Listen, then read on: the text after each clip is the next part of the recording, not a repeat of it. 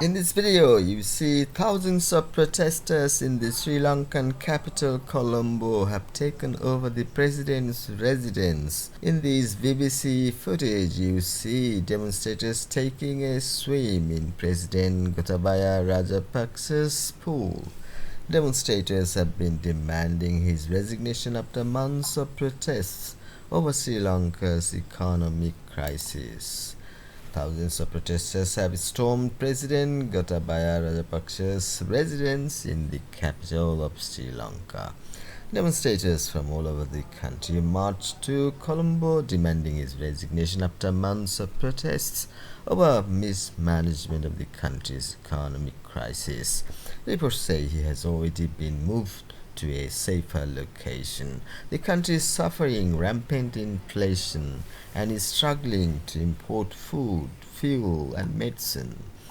Thousands of anti-government protesters traveled to the capital, with officials telling AFP news agency that some had even commanded trains to get there. They swarmed into Colombo's government district, shouting slogans such as "Gota go home" and breaking through several police barricades to reach President Rajapaksa's house. Police fired shots in the air and used tear gas to try to prevent angry crowds from overrunning the residence, but were unable to stop some of the crowd from entering. The president was escorted to safety, a senior defense source told AP. He is still the president. He is being protected by a military unit. Facebook live stream footage from inside the building showed hundreds of protesters packing into rooms and corridors, while hundreds also miled around the grounds outside. BBC footage showed scores of people taking a dip in the palace pool.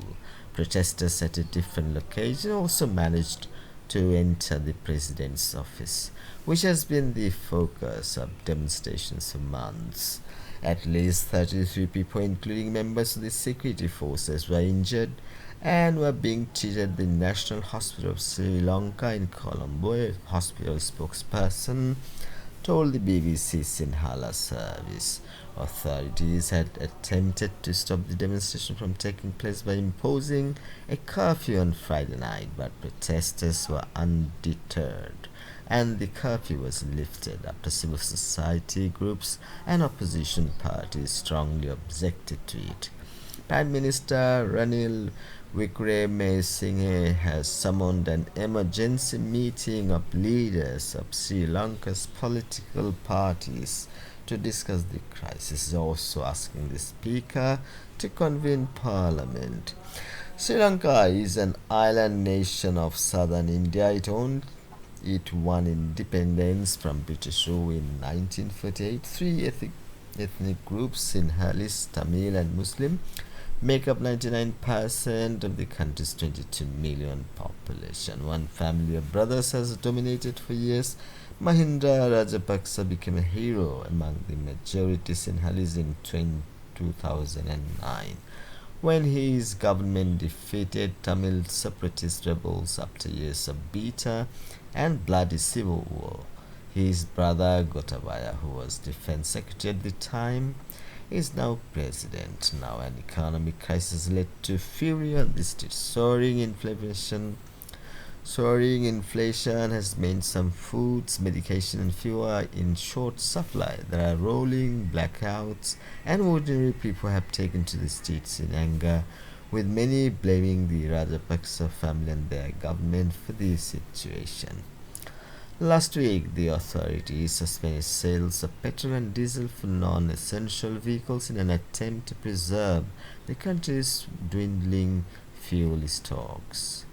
The government has been trying to secure fuel on credit from our countries, including Russia, so far with no success. It has requested emergency financial help, and it blames the COVID-19 pandemic, which all but killed off Sri Lanka's tourist trade, one of its biggest foreign currency earners, for the crisis. but many experts say economic mismanagement is to blame. Demonstrations have been taking place since March demanding that President Rajapaksa quit. The deepening economic crisis saw the president's older brother Mahinda Rajapaksa forced to resign as Prime Minister in May. This news from BBC. Please subscribe to our channel. Thanks for watching.